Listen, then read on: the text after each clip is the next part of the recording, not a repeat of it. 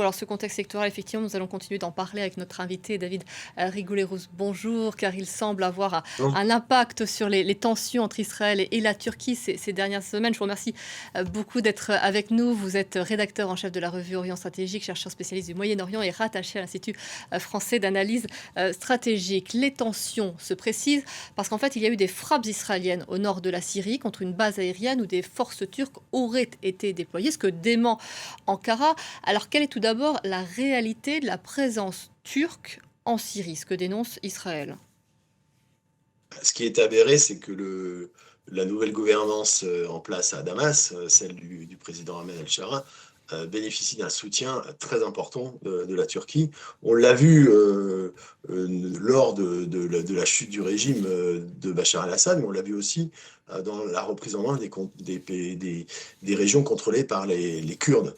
Donc il y a effectivement un soutien à la fois politique et militaire, et de toute façon, il y a des velléités du président Erdogan de faire valoir son poids géopolitique au niveau régional. Et la Turquie, de ce point de vue-là, est une pièce centrale.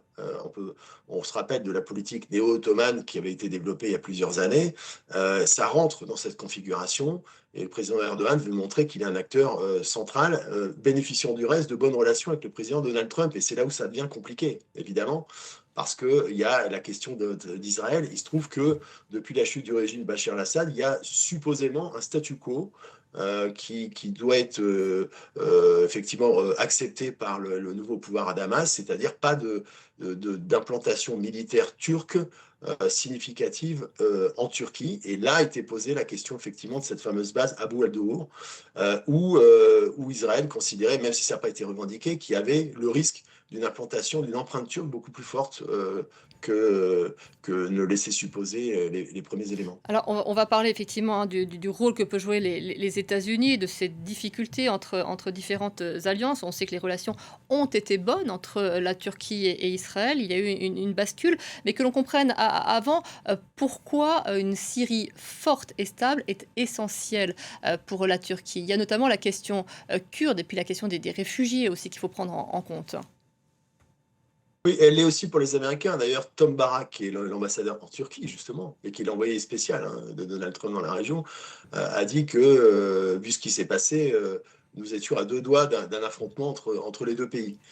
Et donc, c'était une escalade inutile. Et c'est là où on voit les frictions, évidemment, parce que théoriquement, la Turquie et Israël sont des interlocuteurs privilégiés du président Donald Trump. Mais là, le gouvernement israélien a transmis il a prévenu hein, les États-Unis, la Maison-Blanche, en transmettant des informations hautement sensibles, en l'occurrence en faisant valoir que c'était inacceptable pour Israël que les Turcs utilisent cette base justement à 70 km de la Turquie, au nord-ouest du pays, et donc effectivement que c'était jugé irrecevable et que ça remettait en cause le statu quo supposément accepté par le président Ahmed El-Shara de ne pas effectivement faciliter l'installation de forces turques importantes en Syrie. De quoi nous parle précisément ce rapport de force entre Turcs et Israéliens? On parlait du contexte électoral il y a un instant avec Bruno Darroux sur ce plateau. On a de l'extérieur l'impression que Benjamin Netanyahou se cherche un nouvel adversaire, un nouvel ennemi dans cette campagne électorale. Oui, ça dépasse le cadre strictement du calendrier électoral, même si ça joue toujours, hein, évidemment, on ne peut pas évacuer cette variable. C'est pour montrer qu'il y a une intransigeance qui est maintenue par rapport à la sécurité d'Israël. Mais de toute façon, il y a un consensus au sein de l'établissement stratégique israélien sur le fait que la Turquie d'Erdogan n'est plus l'allié stratégique qu'il a pu être par le passé. Il y a trop de contentieux, à la fois en termes d'empreintes potentielles sur le terrain. On le voit avec la question syrienne, bien sûr, mais aussi en mer avec la fameuse doctrine Novi Vatan, c'est-à-dire la mer Bleue, où il y aurait un expansionnisme turc supposé avec des intérêts gaziers et pétroliers. Et puis évidemment, pour les Israéliens, c'est hors de question d'accepter qu'un nouveau régime en place à Damas constitue une nouvelle menace, même si elle n'est pas évidemment de même nature que celle du régime de Bachar el-Assad, qui privilégiait les relations avec Téhéran. Mais on voit voit bien que la Turquie aujourd'hui est considérée comme au minimum, à minima un adversaire et Mmh. potentiellement une menace sécuritaire pour l'État hébreu, même si c'est pas toujours explicitement dit, mais la rhétorique entre les deux pays est souvent particulièrement virulente. On avait évité jusqu'à présent une crise, ouverte. Aujourd'hui, forcément, avec, des bombardements, israéliens, c'est plus le cas. Alors, quel peut être exactement le rôle des États-Unis? Il faut aussi, placer dans le contexte, Turquie, membre conséquent, de l'OTAN. Oui, bien sûr, c'est pour ça qu'effectivement la Turquie, c'est le poids qu'elle a, objectivement parlant. Et il se trouve qu'elle a des relations personnelles. Enfin, en tout cas, le président Erdogan a des relations personnelles avec le président Donald Trump. C'est là où c'est compliqué parce qu'il y a aussi des relations personnelles entre Benjamin Netanyahou et Donald Trump. Donc Donald Trump se retrouve d'une certaine manière, volens-nolens, un peu, on va dire, l'arbitre de ces tensions ce qui n'aime pas précisément, mais il est contraint de le faire justement, et on le voit avec les déclarations de son envoyé spécial, Tom Barak, puisqu'il y a l'idée d'une stabilisation nécessaire de la Syrie, et donc effectivement d'éviter que la Syrie soit de nouveau une ère de confrontation géopolitique, même si les acteurs ont changé.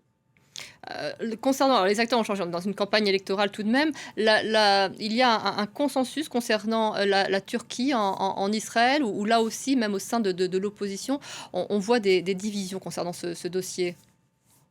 Oui, il y a quand même un consensus qui se dessine, transpartisan, sur le fait que la Turquie n'est plus on va dire, l'allié privilégié qu'il a été, comme je l'évoquais tout à l'heure, c'était considéré pendant longtemps comme un allié stratégique hein, au niveau régional. Ça n'est plus le cas, clairement, et ça explique les tensions actuelles. Parce que la Turquie fait valoir ses propres intérêts qui ne sont pas du tout coïncidents. Et en plus, du point de vue israélien, on considère qu'à tort ou à raison, la Turquie joue un rôle ambigu par rapport au Hamas dans la bande de Mmh. Gaza, puisqu'il est supposé être un soutien, en tout cas implicite, du fait de la culture des frères musulmans. Et donc ça suscite encore davantage effectivement de suspicion de la part de l'establishment sécuritaire israélien. Vous diriez que c'est là que s'est fait la bascule, l'attaque du Hamas contre Israël, le 7 octobre 2023? C'est à ce moment-là que les relations, se sont rompues entre les 2 pays? Elle s'était déjà considérablement dégradée avant, justement à cause du soutien du président Erdogan au Hamas.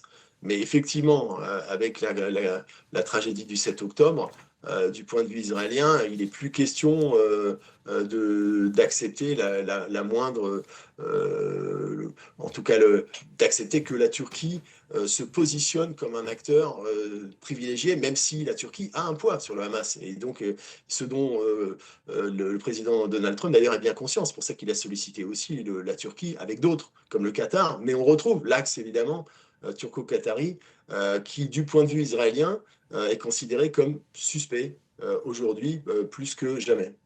Je vous remercie beaucoup David Rigolero d'avoir été avec nous pour nous apporter C'est ces éléments de compréhension dans ce contexte. Merci à vous.